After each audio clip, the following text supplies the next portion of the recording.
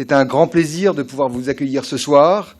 Je voudrais saluer ici messieurs les ministres, mesdames et messieurs les présidents, les directeurs généraux, les représentants des milieux d'affaires, nos professeurs, nos étudiants, nos partenaires.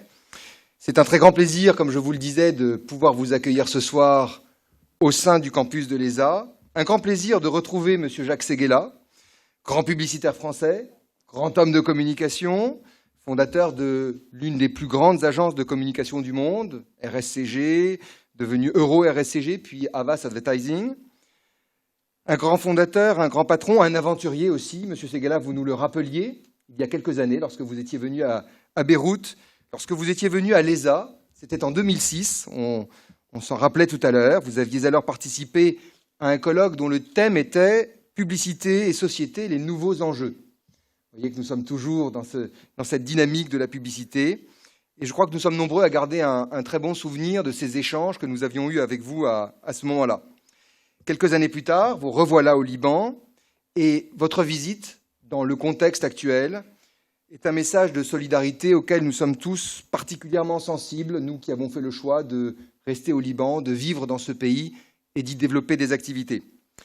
Depuis votre dernier passage en 2006, l'ESA a grandi et nous vous accueillons aujourd'hui dans ce nouvel espace qui a été tout récemment rénové, cette Villa Rose qui a été restaurée, et puis ce grand auditorium qui porte le nom d'un grand patron libanais, Georges Aoudi.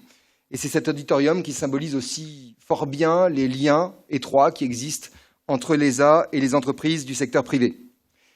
Et puis nous sommes très heureux de pouvoir accueillir ce soir notre ami, notre partenaire, Mustapha Assad, lui-même grand homme de communication, un grand acteur du monde de la publicité au Liban et dans toute la région.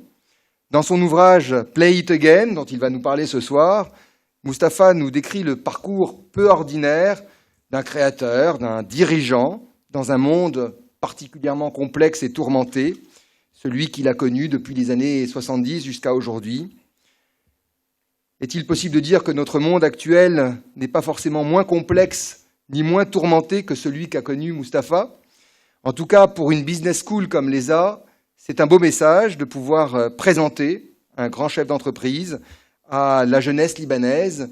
Et nous sommes certains qu'un certain nombre de nos étudiants et des jeunes et futurs dirigeants de ce pays pourront s'inspirer de l'exemple de Mustapha avec beaucoup de profit. Je voudrais profiter de ce petit mot pour remercier M. Walid Azi, le rédacteur en chef du Arab Ad Magazine, d'être parmi nous, ainsi que M. Ramsey Najjar, le fondateur et le partenaire de Strategy Communication Consultancy. Mon cher Mustapha, merci de nous permettre ces échanges de ce soir. Merci à tous d'être parmi nous. Merci pour votre attention et très bonne soirée à tous.